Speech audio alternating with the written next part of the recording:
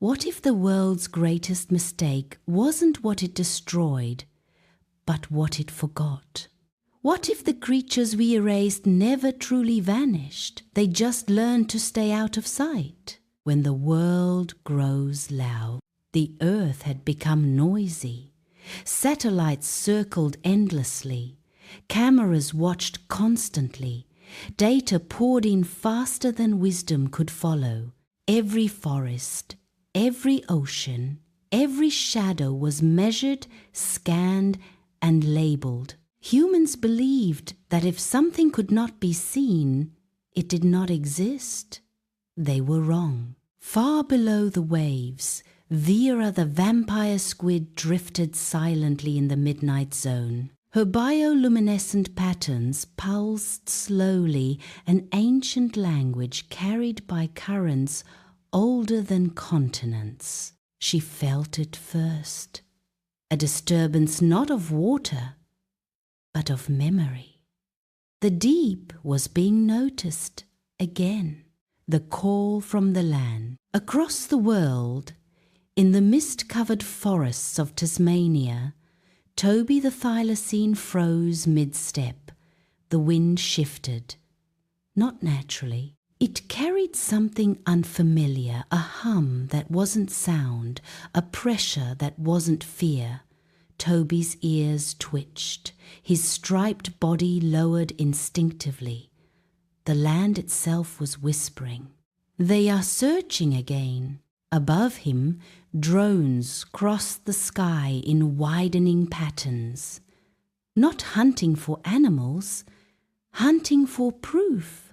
For validation, for the satisfaction of discovery. Toby slipped into shadow, but the message followed him. The museum after midnight. In a quiet museum thousands of miles away, the lights dimmed. Glass cases reflected the empty room, and beside a carefully labeled skeleton, a soft, living shadow appeared.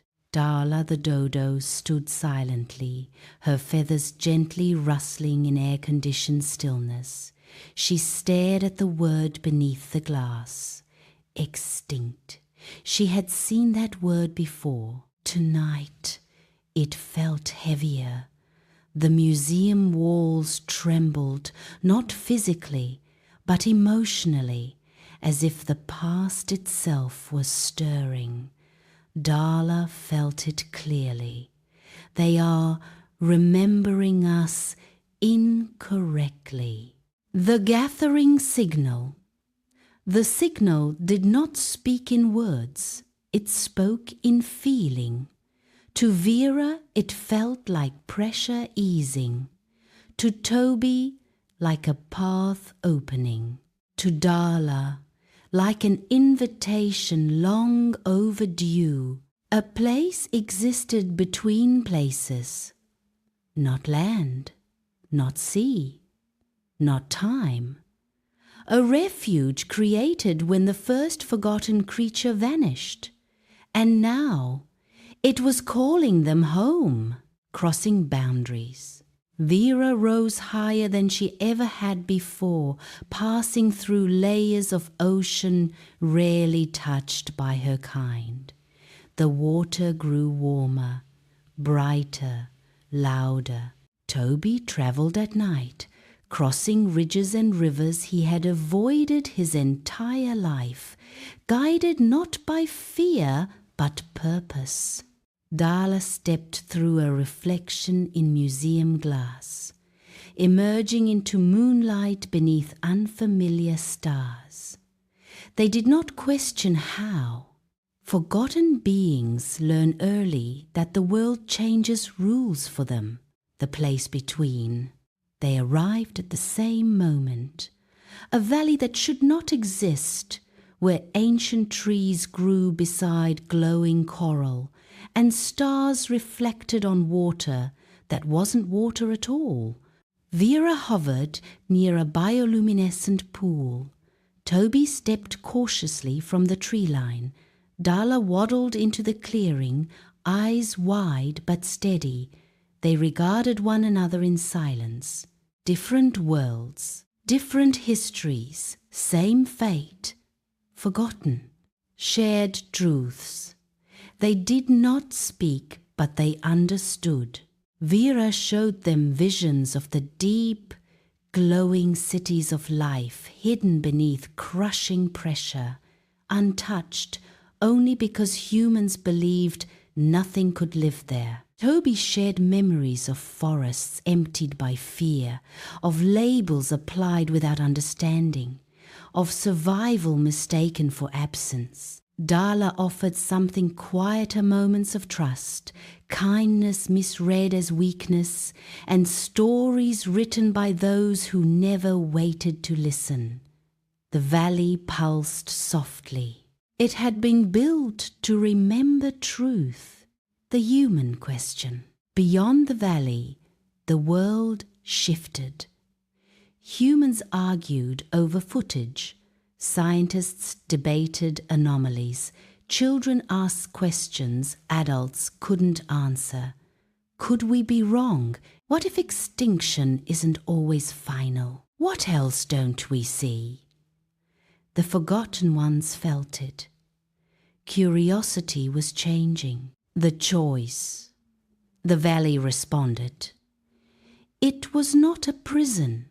It was a choice.